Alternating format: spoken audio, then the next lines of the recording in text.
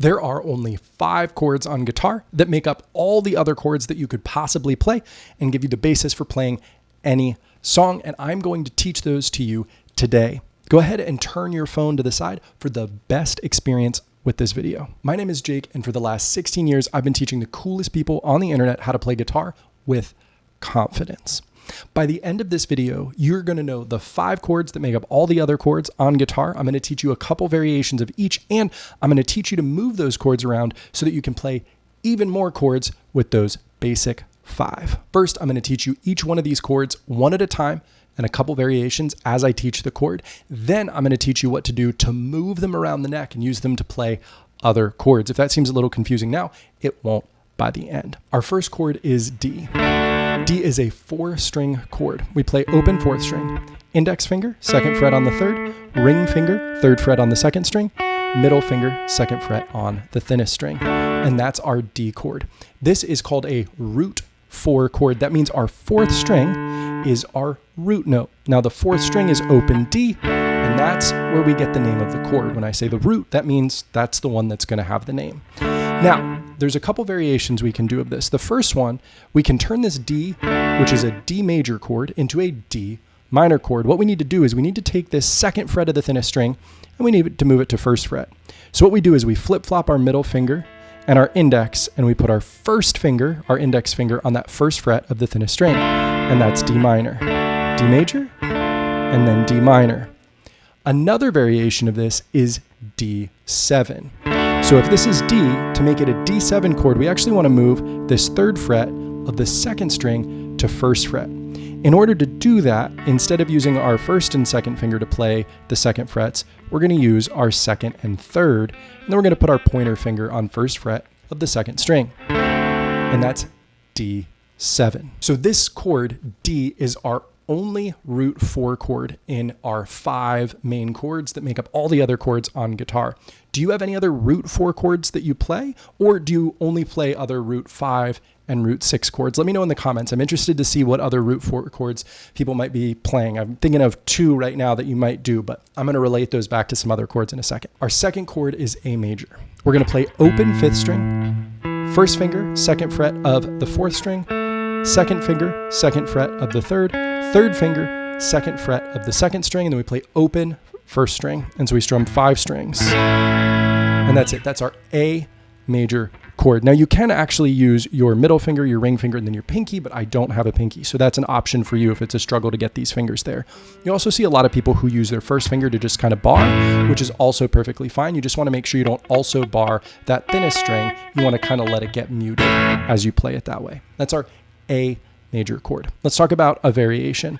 We can turn this into an A7 chord simply by lifting up our middle finger, whichever finger is on the 3rd string.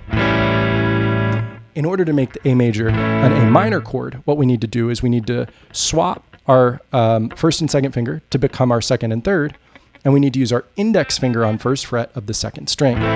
What we're trying to do is lower this 2nd fret of the 2nd string to 1st fret of the 2nd string to make it an A minor chord. Our 3rd chord is a C major chord.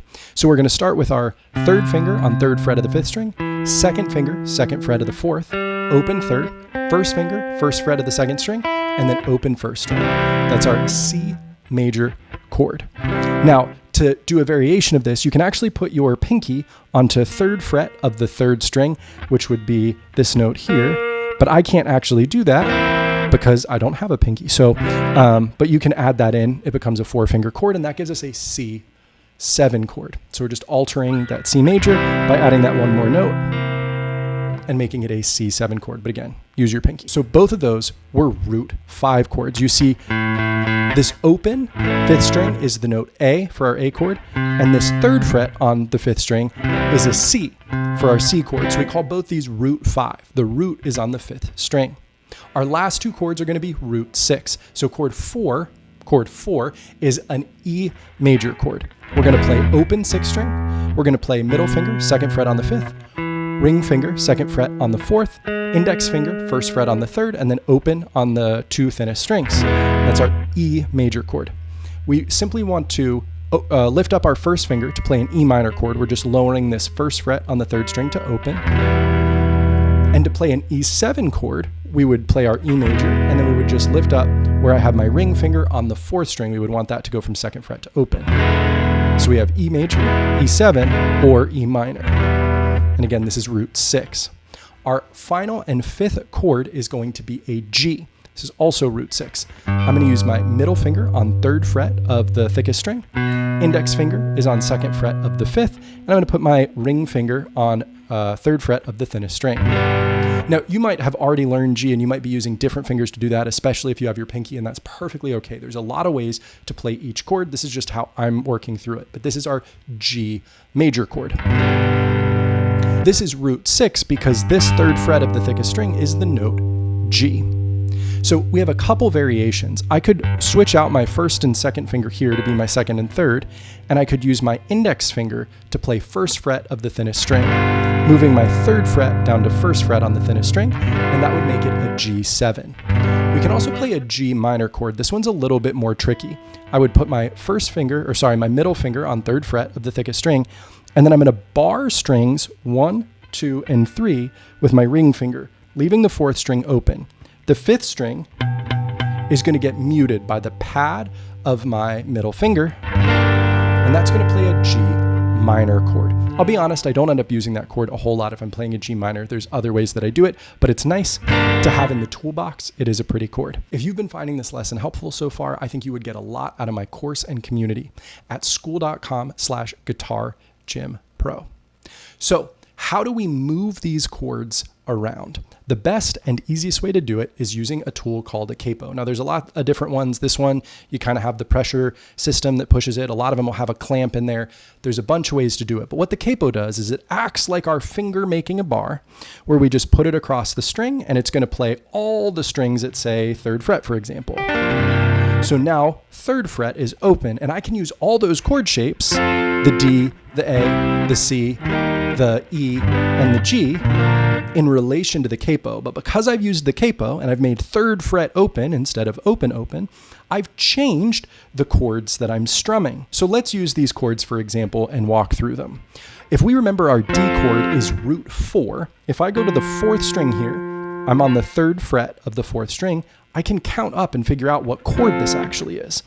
Open is D, 1st fret would be D sharp, then we have E, so this is F. So this looks like my D chord, but it actually sounds like an F. Awesome. So now, using this shaped like a D chord, I can play an F chord, or an F minor chord, or an F7 chord. Awesome. That is really helpful. Okay, so let's take a look at what looks like the A chord, but let's go ahead and figure out what it is. Remember, this is root 5, and our 5th string is ringing open, so open 5th without the capo would be A. We have A sharp or B flat, B, and then 3rd fret is C. So this looks like an A chord, but it's going to sound like a C. All right, let's move on to what looks like a C. What note is this? Okay, we're on 5th string. Remember, this is root 5, but we're all the way at fret 6. So let's see. Open would be A sharp, B flat, B, C, C sharp, D flat, D, D sharp, or E flat. E flat would be the more common name. So this is an E flat chord, even though it looks like a C. Well, what if we play this E chord? Root 6, E, F, F sharp, G flat, G. Boom. That's a G chord, even though it looks like an E. And then finally, what looks like our G, if we were to count up from, again, we're playing what 6th fret is our root 6. We have 3rd fret is G, G sharp, A flat, A sharp, or B flat. It's going to be the more common name. So now, using the capo, those same 5 chords are now an F, they're now an E flat, they're now a C, they're now a G, and they're now a B flat. So it's giving me totally different chords with the same shapes. And using some of the variations that I showed you, we also have access to all these minor chords and 7th chords and a lot of other things that we might come across. There's certainly a lot more chords. We can have major 7, and we can have minor 7, and we can have diminished, and we can have augmented, but we can use all 5 of these shapes and alter them in some ways to make those. Now that you know how to use your capo and you know the 5 most common chords, if you need some songs to apply them to, this video has 4 songs that are going to be perfect for using your new chord shapes.